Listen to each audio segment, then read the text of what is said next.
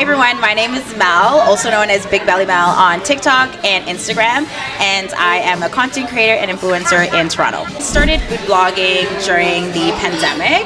I think it was near kind of like the second year of the pandemic, just looking for pieces to eat. My friends and I went to different restaurants all the time. Pandemic came, obviously became a little bit harder to do so. It's kind of lifted a bit.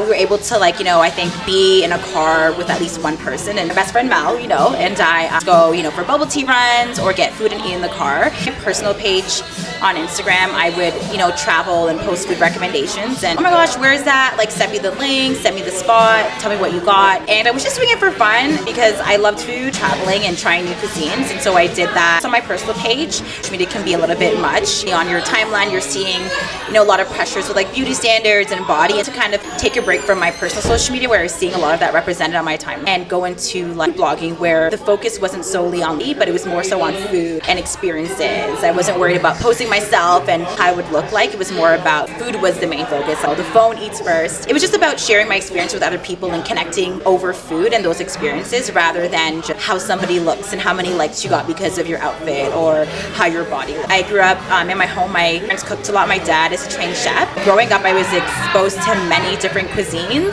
Because of that, now a lot of people notice that I'm not picky, and when someone mentions something that's like non-traditional, I'm like, I want it, or something that seems quote unquote odd or different, as like, I want that on the menu. I want the thing that's non-basic, because I was so used at a young age at bringing home food from the restaurants used to work with they were experimenting with different flavors and different cuisines. My love for that grew because of my dad, because of my family, where family parties had a lot of focus on food and relationships. I first posted a video. It was featuring wowing in Malvern, in Malvern Mall behind the Planet Fitness, and I'm like, okay, let me just do. I really didn't know much about blogging. My friends were like, you should really create a TikTok, and at that point it was just TikTok was like well known because of like the dances, and I'm like, oh my gosh, it's for like younger people and like the dances they would do on like Musically that are transferring to TikTok.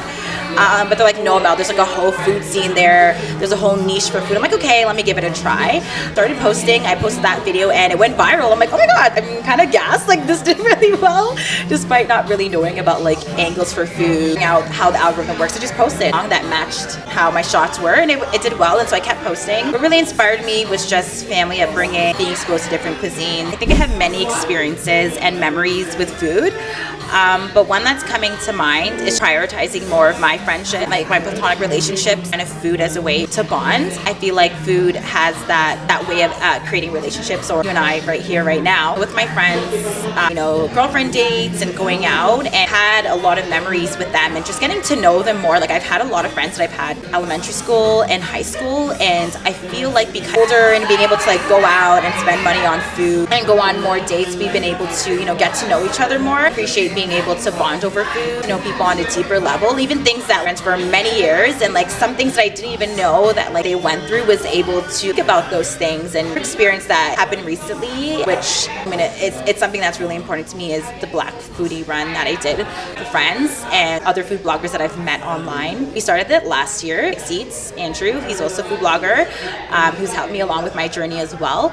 And so we planned a Black Foodie run where we got a bunch of Black foodies that we've been interacting with online, and we started this last year, and we went to different restaurants that were Black owned to support them. We did a concept for them, and it was also a way for us to kind of just get to know each other better and figure out this influencing thing, and talking about like media kits and like how to get gigs, how to interact with restaurants. The first year last year was super memorable for me because first I got to meet so many people that I met online for like 2 years. I'm like, oh my God, I'm seeing you off the internet. Like, that's crazy. And then just being around people who are just like-minded and support each other, and who are kind of going through the same things, like trying to figure out life, being from like dairy or figure out life. So yeah, that was a memorable time for me, and we had a second one this year, and those memories were brought up again, and then even new ones were created. Say that I truly love being a Black content creator. I love being a Black person. Like, I think it's just like one of the best things in the world. But being a Black content creator, I wouldn't say that I've experienced many like very clear challenges. I think something about the content creation space that I love, because I guess for some of the brands I've been working with, they have been prioritizing working with Black creators and working with people of color. So I feel great that I'm entering at a time that that's happening. Of course, before when, social media is still very new, but I know that I know other Black content creators who have experiences where it's a bit harder a couple years ago. I will say that not like obviously super equal as it is in the world. Like we're still dealing with issues. Black people in general in the workforce experience many different challenges because of their race, whether that's because of pay, getting promotions, microaggressions in the workplace. So we're in a world where that exists. That also can transfer or translate to the content creation space. Now I'm seeing more Black content creators represented and being invited to more events. Definitely before it wasn't always like that. For myself right now, I think one of the challenges I'm facing, and I'm not sure that it's connected to my identity as a Black woman, but definitely I know, especially in the fashion side, that it is more difficult and harder for Black creators to get paid. And so I know that has to be true for food content creators, because in general it's hard to get paid as a food creator in general. So the opportunities for Black content creators will be more slim for those who are not Black identifying. One of the things is just having like resources or knowledge about, how much do I charge?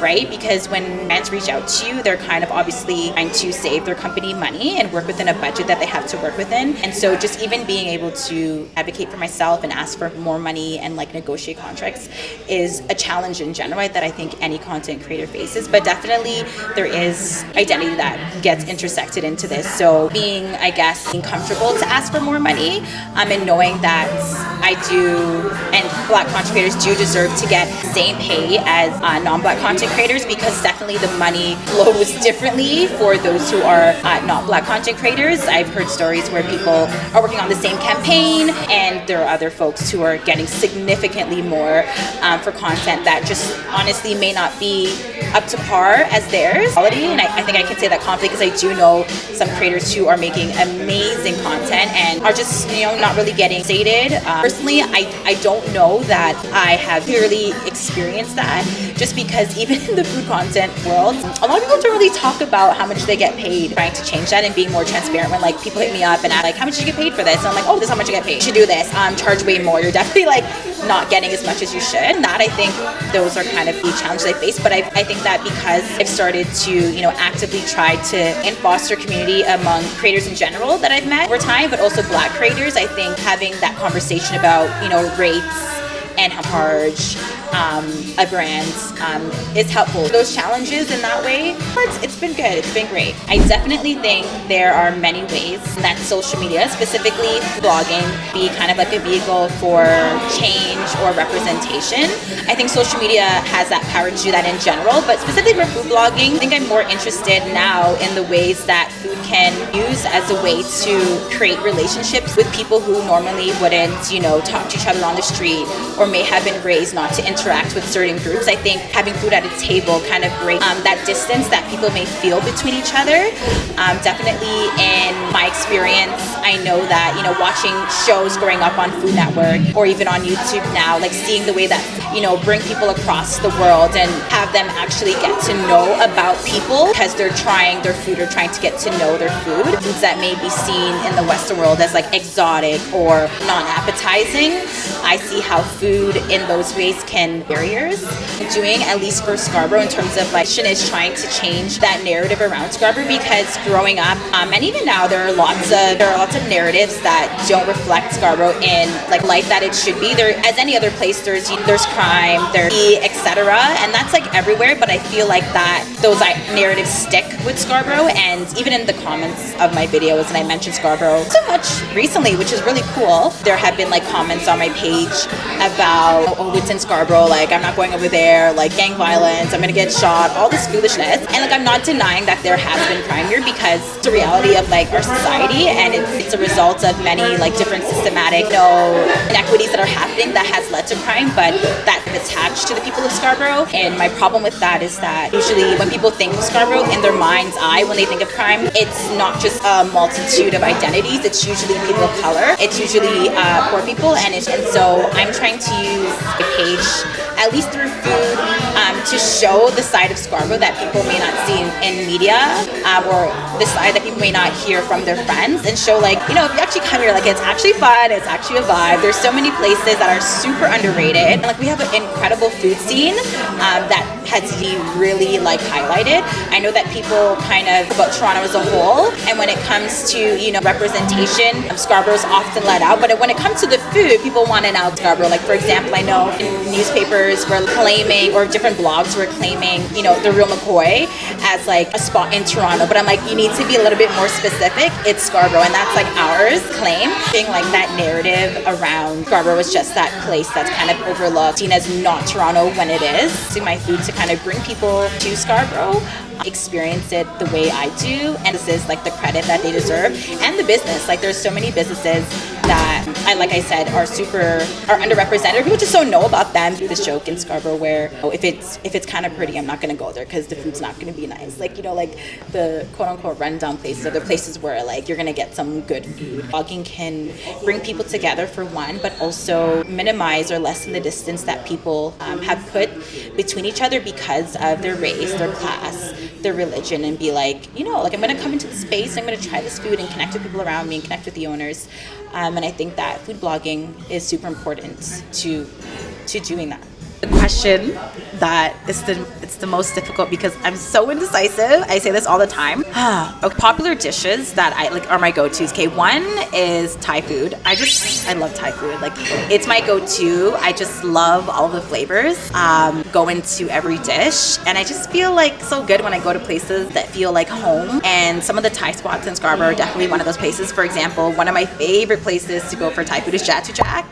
They have a couple locations now, like VP, Steele, and Kingston Road, and I love that place. Like their dishes, especially like their pagra pao, is like my go-to. When I go to a place, I just know that when it's gonna hit, I'm gonna have the best day. Like, it's not really a hit or miss. Like, they always hit. I recommend Jatu Jack for their Thai food, and definitely get their sticky rice dessert to like end your meal. Toronto has some of the best Caribbean food, obviously in the world for me, because I haven't been to every Caribbean spot. Like, of course you're gonna get like traditional, authentic food in those respective countries, but kind of all in one city is something that I feel like I can brag about. In terms of Caribbean spots, I love Haitian food. I feel like it's super underrated. A rum corner that's really good for Haitian food. I recommend going there. West African food. There's not a lot of places in the city that serve West African food, but in the West End, I recommend Golden Gate, although you may wait for quite a long time, but honestly, the food's great, as well as Tasty Jollof. That's McCowan and Eglinton-ish area, and they make really good West African food, specifically like Nigerian food. They have other dishes as well there that are really good. They even have like this dish called jollof spaghetti, like, you know, jollof rice, but she does fusion food sometimes, so she has jollof spaghetti. So that's a really good spot as well. Shout out the Filipino spot, because the Filipino, there are so many, but recently, I think the last Filipino spot that I went to, because like Filipino food is at home for me, so I honestly don't go out too much. It's Kuya Joe's. It's Painted Post or Mark Ellesmere, but they have really good food, and they're Ilocano. My mom's Ilocano, so I'd recommend them because I feel like they're very underrated, and all the people know about them, and they're very small, like mom and pop shops. So many Filipino spots, like I'm not doing them justice, but like Kuya Joe's, I definitely go there for barbecue. My advice to all like Black entrepreneurs or creatives like myself is, it's so cliche, just get your stuff out there. Like, there are so many ideas that I know that are like in your head, that you've been talking with your friends while you're driving, that saying to yourself in the shower, that you're imagining and dreaming about, and I would just say, get it out there. Like, there are so many people who are waiting for you to create and to share. Like, there are so many Black creatives who are just creating, and sometimes we need to create stuff that are just for us and not for other eyes to see, but those who are really trying to, you know, get their stuff out there, just post. Like, my go-to like slogan or like motto is post and go. Like, I have friends who ask me like, how do you just like keep going and posting with like your job, and like thinking about like, you know, how things look or the angles or the lighting, and honestly sometimes it can get really draining trying to perfect things. The best thing to do is be consistent, and take my slogan, if you want to, post and go. When you're in your bed, you're like, oh my god, like, I don't know if this is really good, just post and go and move on about your day. It usually is the videos or the work that I don't really think is going to do well that does well, and sometimes that annoys me because I'm like, oh my god, I spent so much more time on something else. But everything is like building you up to like thing that you're going to do, the next art show that you're going to have, you know, the next deal that's going to come. Like, videos that I probably think are not as good or insignificant or that didn't do well, somebody's looking at that and saying, wow, like, they have amazing abilities and talents. Even if it got like, you know, 100 views, like, someone is looking at the quality of your work versus like the engagement that it got. So my advice is post and go.